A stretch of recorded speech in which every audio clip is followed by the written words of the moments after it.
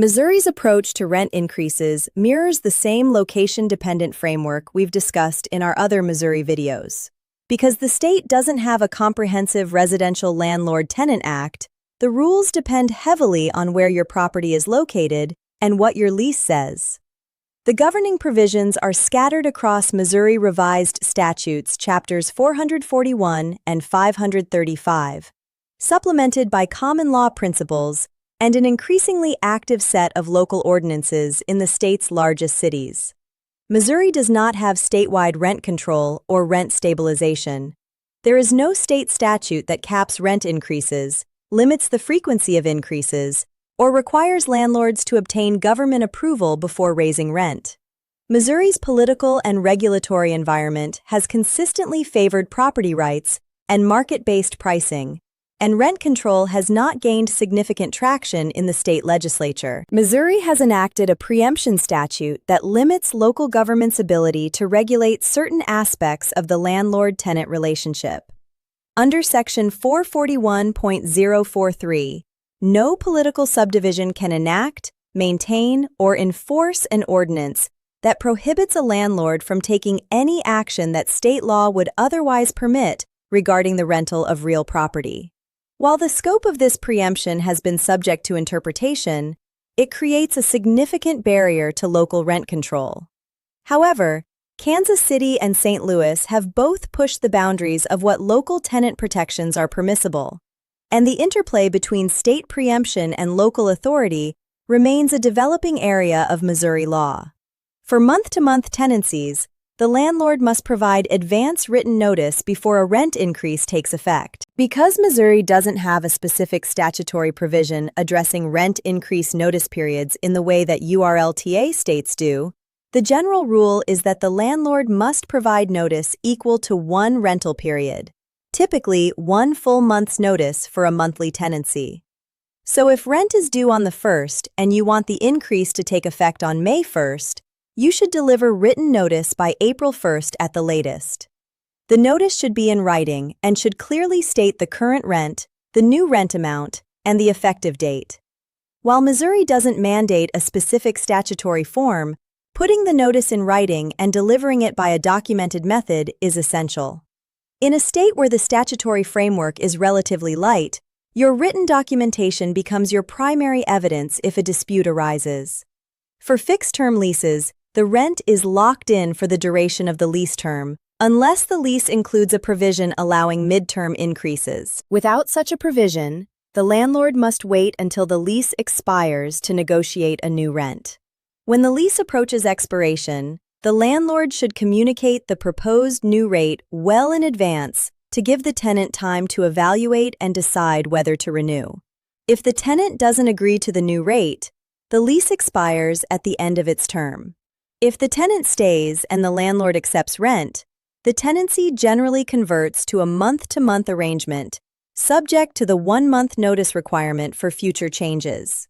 For week-to-week tenancies, 1 week's notice is generally required for rent changes.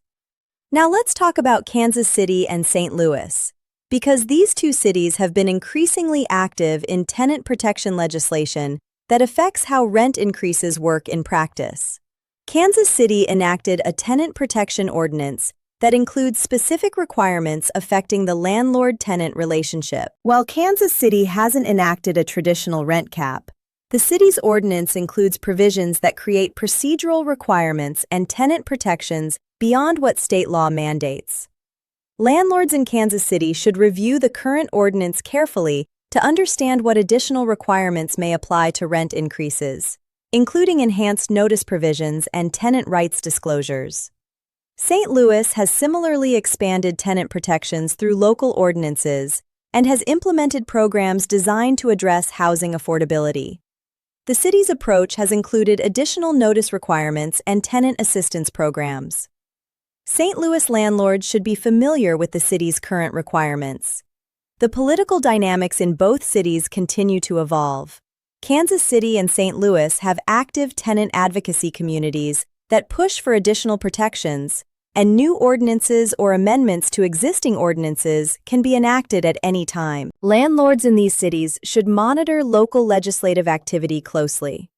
Columbia, home to the University of Missouri, has also been active in housing policy discussions, driven by student housing issues and broader affordability concerns. Now let's cover the restrictions that apply statewide. Rent increases cannot be retaliatory. Missouri doesn't have a comprehensive anti-retaliation statute as detailed as some states, but courts recognize the common law principle that landlords cannot use rent increases as punishment for tenants exercising their legal rights. If a tenant reports a code violation, makes a good faith habitability complaint, or exercises any other legal right, and the landlord responds with a dramatic rent increase, the tenant may have grounds to challenge it. In Kansas City and St. Louis, local ordinances may provide additional anti-retaliation protections beyond what common law offers. These local provisions may include specific presumption periods and enumerated protected activities that aren't defined at the state level. Courts evaluating a retaliation claim in Missouri would look at the totality of the circumstances: the timing of the increase relative to the tenant's protected activity, the magnitude of the increase, the landlord's treatment of similarly situated tenants, and any other evidence of retaliatory intent. Documentation and consistency are the best protections against retaliation claims. Rent increases also cannot be discriminatory. Under the Federal Fair Housing Act and the Missouri Human Rights Act, found in Missouri Revised Statutes, Chapter 213, landlords cannot raise rent based on a tenant's race, color, religion, national origin, sex, disability, or familial status. The Missouri Commission on Human Rights investigates fair housing complaints and can take enforcement action. Kansas City and St. Louis have their own local human rights ordinances that provide broader protections, including categories like sexual orientation, gender identity, and source of income that aren't covered by state law. Landlords in these cities must comply with both state and local anti-discrimination requirements. The source of income protection in Kansas City and St. Louis is particularly relevant to rent increases. A landlord in these cities cannot raise rent specifically to target or push out a tenant who receives housing choice vouchers or other government assistance. A rent increase that appears designed to drive out subsidy recipients while other comparable tenants are not similarly affected could result in a discrimination complaint. From a practical standpoint, Missouri's rental market is anchored by two major metropolitan areas, Kansas City and St. Louis, with distinct secondary markets across the state. Kansas City has experienced significant growth and revitalization in recent years. The metro area, which spans both Missouri and Kansas, has attracted investment from technology, healthcare, financial services, and creative industries. Downtown Kansas City, the Crossroads Arts District, Westport, and the Country Club Plaza area have seen strong rental demand and meaningful rent increases. The suburbs, including Lee's Summit, Independence, Overland Park on the Kansas side, and Olathe, offer a range of price points. Kansas City's relatively affordable cost of living compared to coastal markets has attracted population growth, and the rental market has benefited from this influx. Landlords in desirable Kansas City neighborhoods generally have moderate to strong pricing power, and annual increases of 3 to 5% have been common in the stronger submarkets. St. Louis has a more complex market dynamic. The city has experienced both revitalization in certain neighborhoods and continued challenges in others. The Central West End, Soulard, Tower Grove, and the downtown adjacent areas have seen strong demand and rent growth. Other neighborhoods face higher vacancy rates and limited pricing power. St. Louis landlords need to understand neighborhood-level conditions and adjust their strategies accordingly. The St. Louis metro area, including St. Louis County communities like Clayton, Kirkwood, and Webster Groves, offers a range of market conditions. Some suburban communities have strong rental demand and pricing power, while others are more competitive. Columbia has a rental market heavily influenced by the University of Missouri. Student housing near Mizzou follows the academic calendar, and rent adjustments typically occur at the beginning of each lease cycle. The broader Columbia market benefits from the university, healthcare, including the University of Missouri Health System and state government spillover. Springfield, home to Missouri State University, has a similar student-influenced dynamic on a smaller scale. The city also benefits from healthcare employment and regional commerce. Rents are affordable by national standards, and increases tend to be moderate. The Lake of the Ozarks region has a seasonal rental market driven by tourism and recreation. Year-round rental demand exists, but is supplemented by significant seasonal demand during the summer months. Landlords in this area should understand the difference between year-round and seasonal pricing dynamics. Branson and the surrounding area have a tourism-driven economy that creates unique rental dynamics. The entertainment and hospitality industries employ a large workforce that needs affordable housing, and the seasonal nature of tourism creates demand fluctuations. Fort Leonard Wood, a major Army installation in the Ozarks, creates military-driven rental demand in the Waynesville and St. Robert area. Military tenants' housing budgets are tied to BAH rates, and landlords near the base should monitor annual BAH adjustments when planning rent increases. Whiteman Air Force Base near Knob Noster also generates military rental demand. The same BAH considerations apply.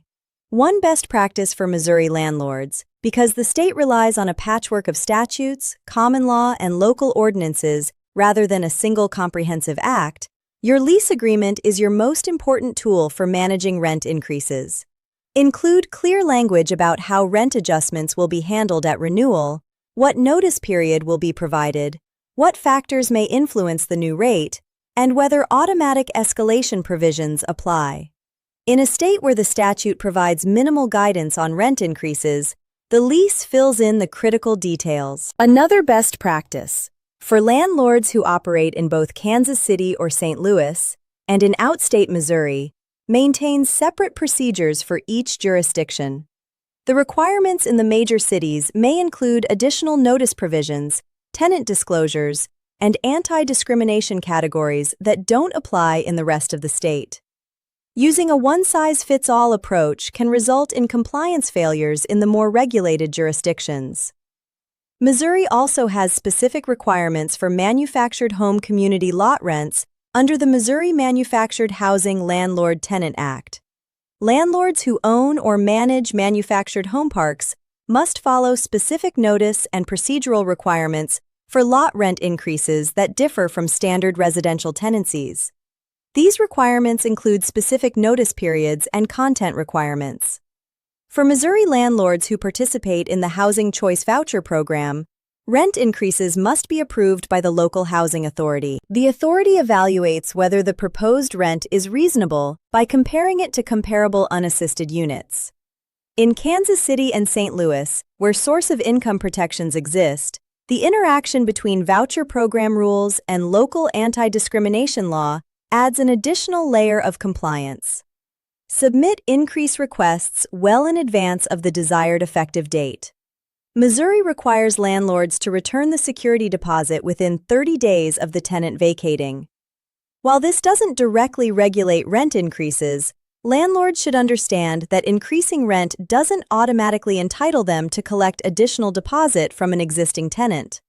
Missouri limits the security deposit to 2 months' rent, and any change to the deposit amount would need to be negotiated as part of a new agreement. For the complete guide to Missouri rent increase laws, visit tenantscreeningbackgroundcheck.com and subscribe to our channel for every state in our series.